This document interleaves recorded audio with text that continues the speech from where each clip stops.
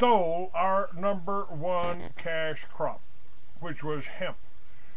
And 10,000 products are made out of hemp. You got to buy it overseas here.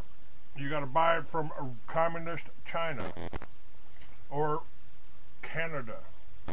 And Canada's a little upset with California. They say that'll cut off $20 billion a year in black market revenue for Canada if California legalizes marijuana. How about the hemp issue? How about the laws against victimless crimes? As Senator, how would you stand on that? Well, I actually oppose the legalization of marijuana.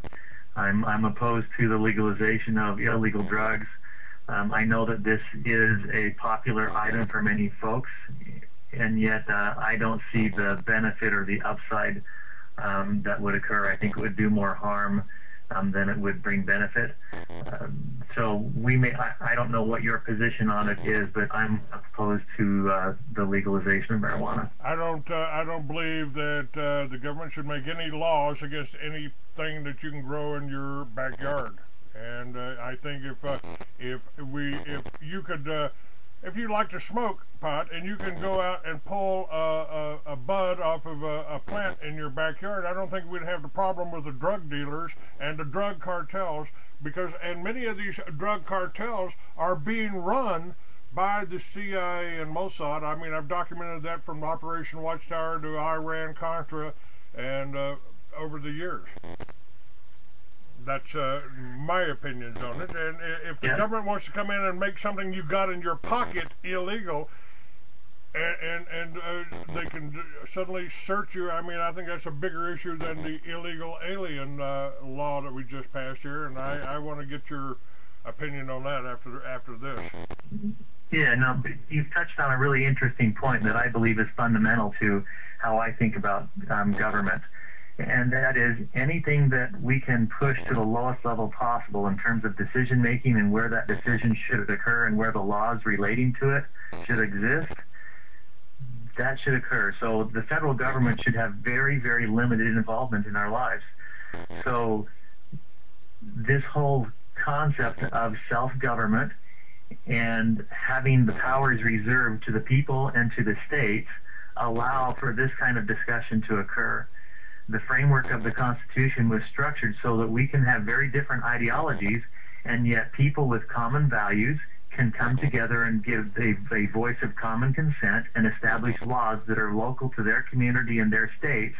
And they may be different in different states. California may have a different law on marijuana that we have here in Arizona, and under the guidelines and structure of the Constitution, I'm of the opinion that's an acceptable framework, and believe that that is structurally correct when we go and look at the Constitution. Hey, you know, so, I mean, if you can smoke a joint in California without going to prison, or you can get laid in Las Vegas without being charged with soliciting a prostitute, you know, I think that's a good separation of powers, and allowing people in their local communities and their local states to confer this. There's a big movement on the 10th Amendment.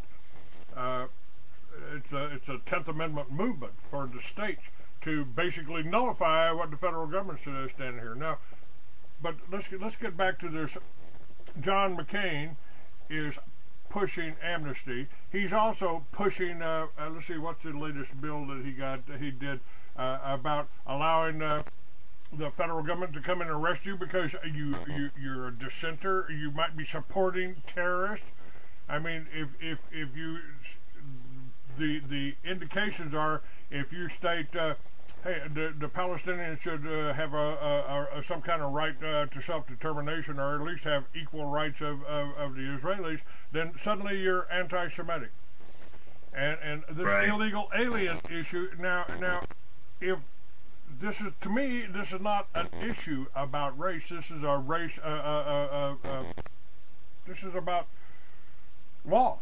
It's about law. Are these people here illegally? Now, the state passed a law allowing local officers, if somebody can't show your ID, then they can be arrested and they can be deported.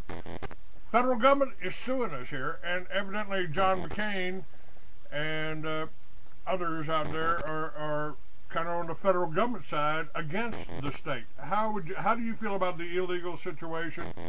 And I've told my audience over and over again, if I lived down in Acapulco, one of the most beautiful areas in the world, and I couldn't make a living for my family, I'd be walking up here with the illegals.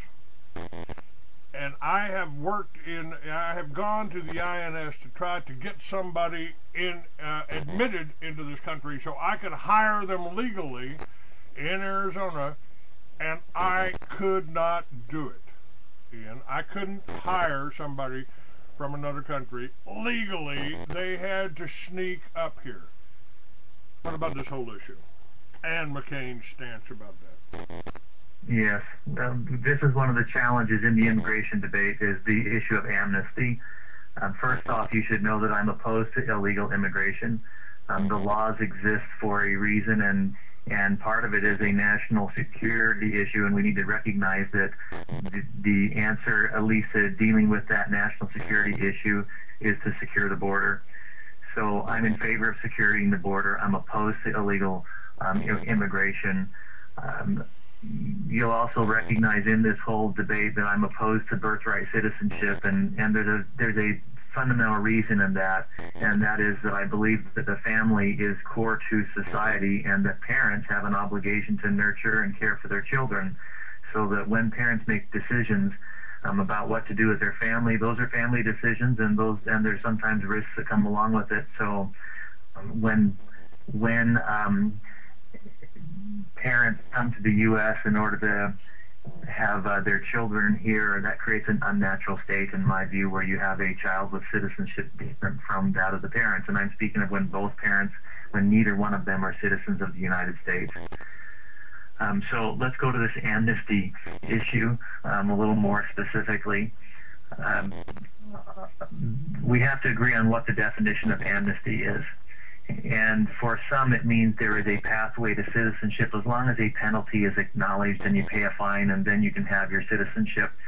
I'm opposed to that definition of amnesty. I believe that that's wrong and that we are rewarding illegal behavior. I am in favor of a guest worker program that allows everybody to get into the system and pay and start contributing on a legal basis. However, it does not lead to citizenship. Anybody that's here illegally that wants citizenship must leave the country and then